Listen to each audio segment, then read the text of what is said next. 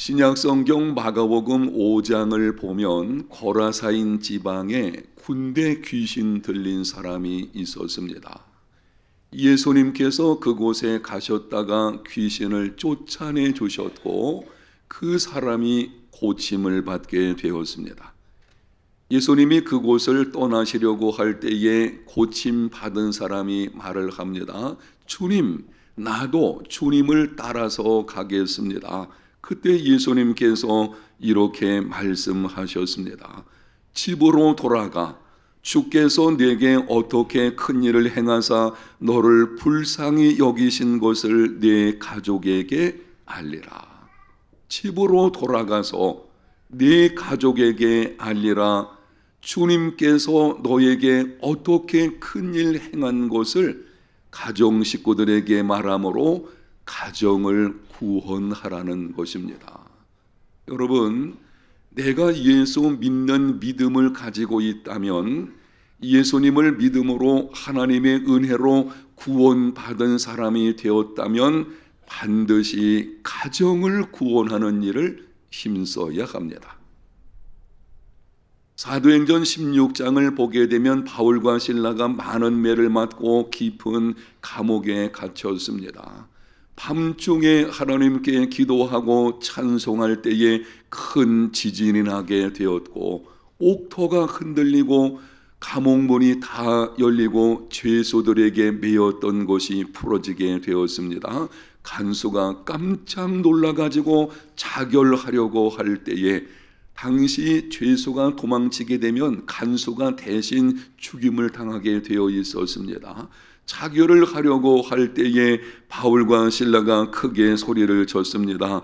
내 몸을 상하지 말라, 우리가 다 여기 있노라. 간수가 두려움에 떨면서 바울과 실라 앞에 엎드려서 말합니다. 선생들이여, 내가 무엇을 하여야 구원을 얻겠습니까? 그때 바울이 유명한 말을 했습니다. 주 예수를 믿어라. 그리하면 너와 네 집이 구원을 받으리라. 주 예수를 믿어라. 그리하면 너와 네 집이 구원을 받으리라.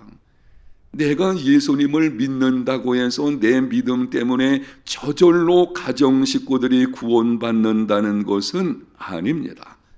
구원은 개별적입니다.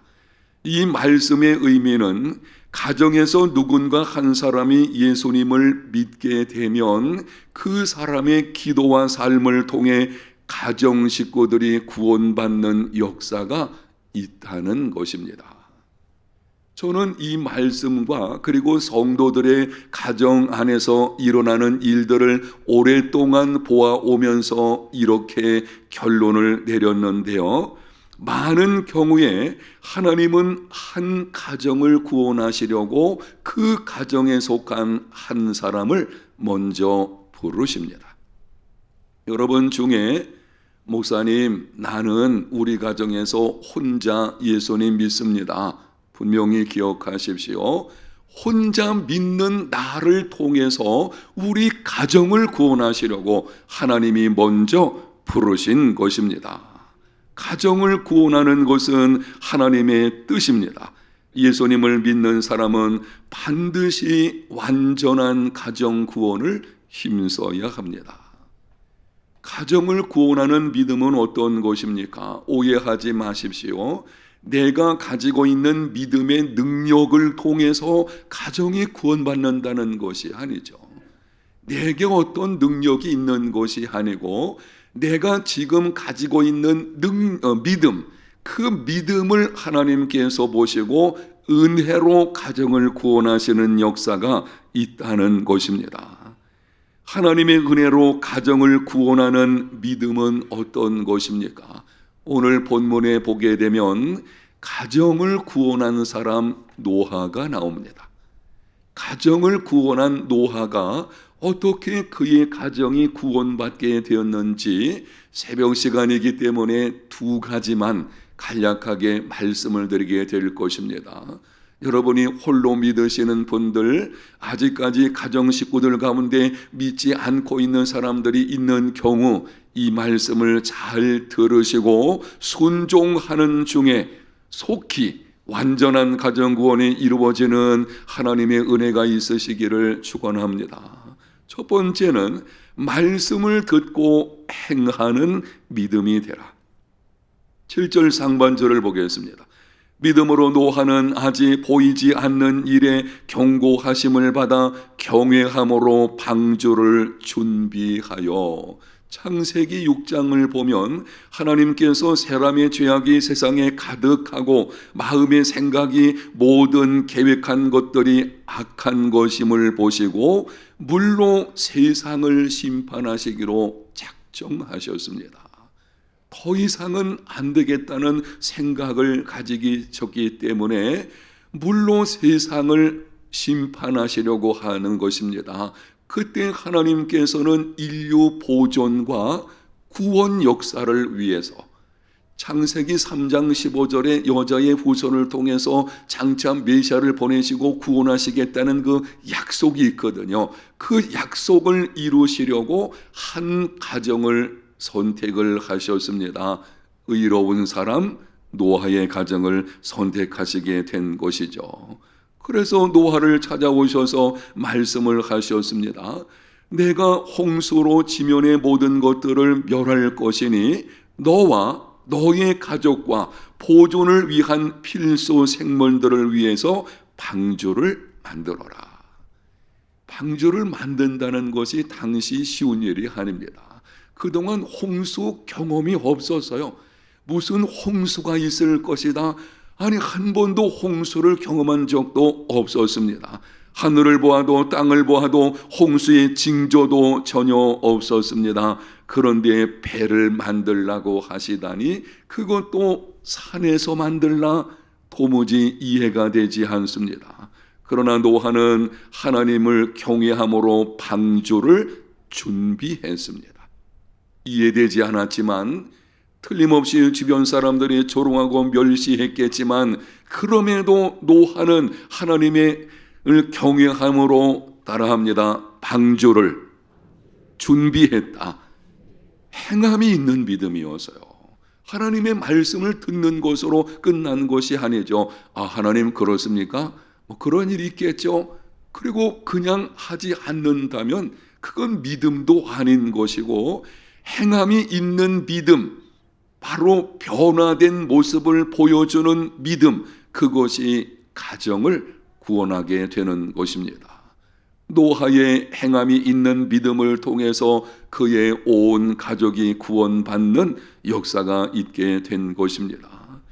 믿지 않는 가족들을 전도하는 가장 좋은 방법은 행함이 있는 믿음, 변화된 모습을 보여주는 것입니다.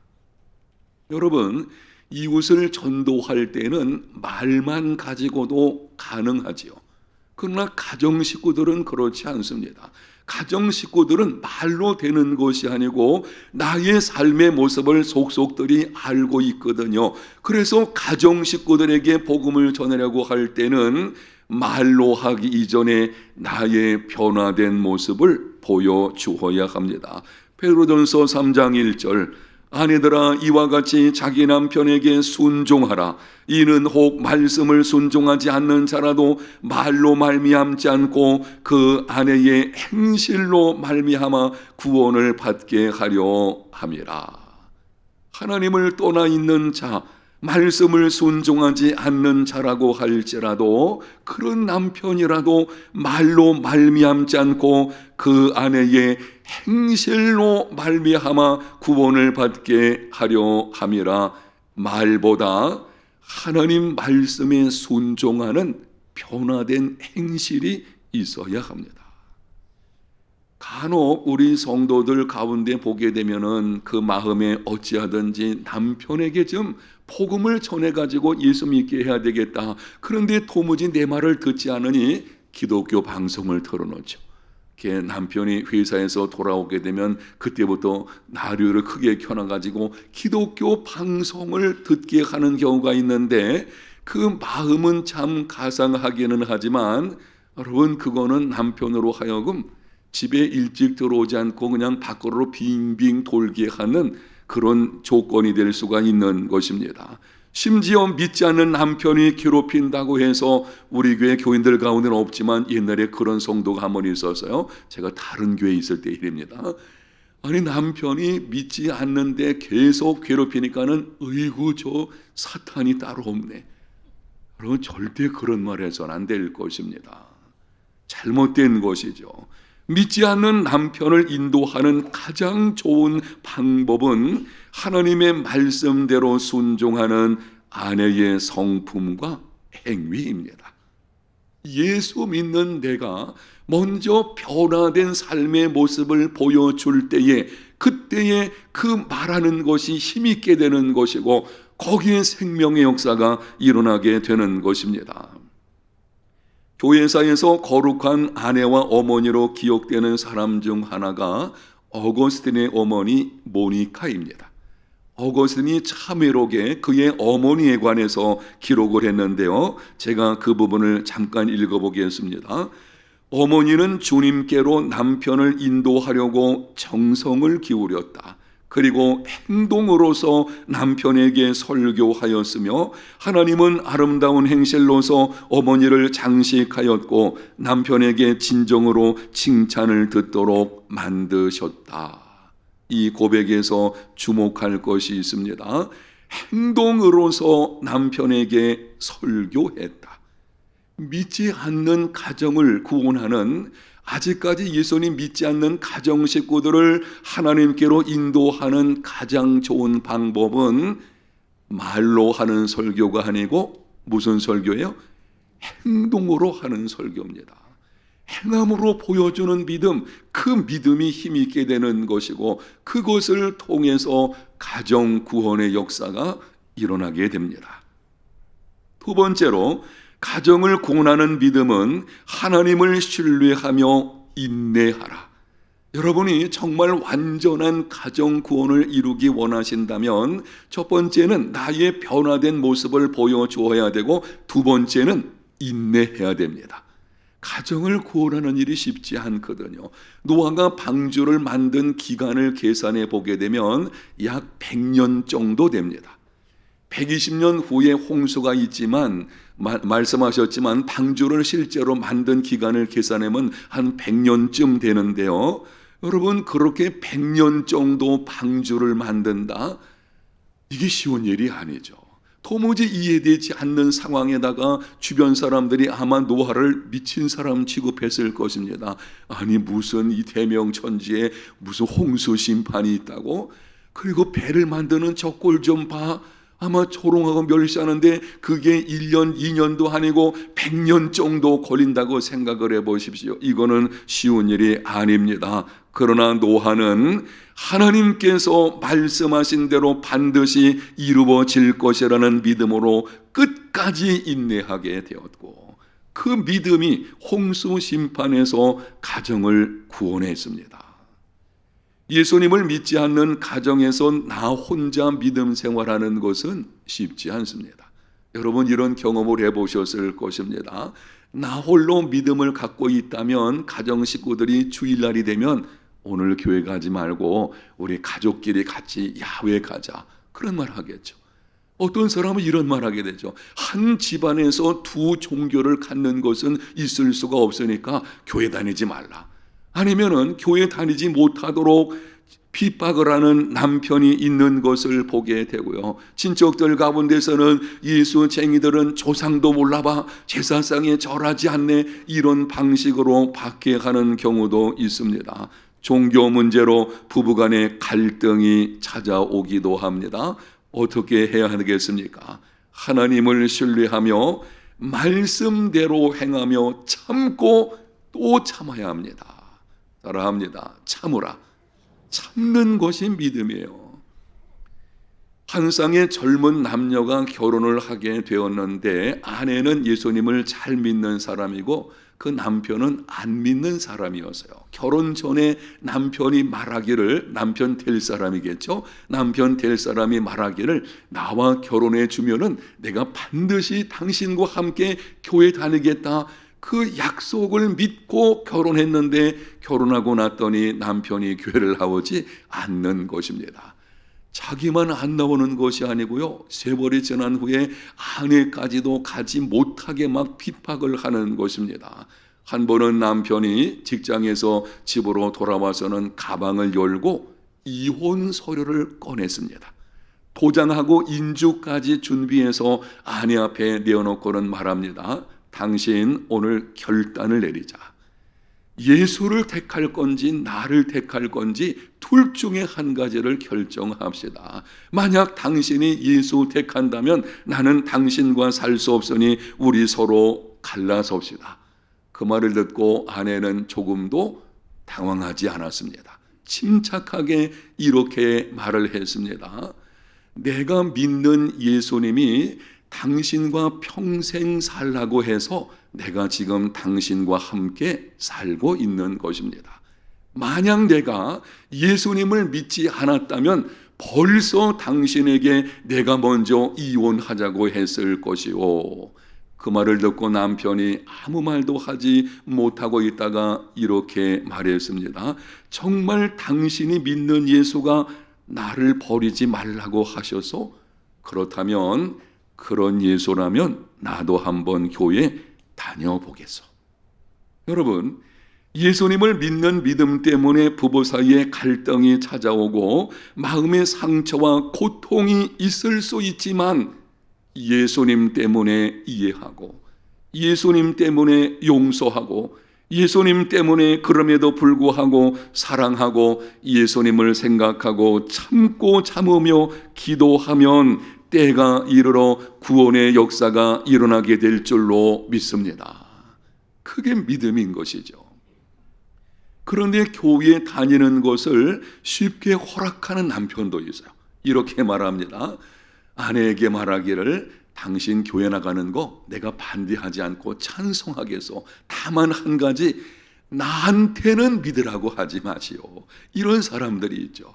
아주 너그럽게 말하는 것처럼 이런 사람들이요 사실 믿기 더 힘든 경우가 있어요. 차라리 박해하는 사람들은 한순간 변화될 수가 있지만 이런 경우에 쉽지 않습니다. 어떤 사람의 경우는 지금도 우리에게 있는지는 모르겠어요. 남편과 아내가 주일날 교회 와가지고 아내는 들여보내고 남편은 차에 있는 겁니다.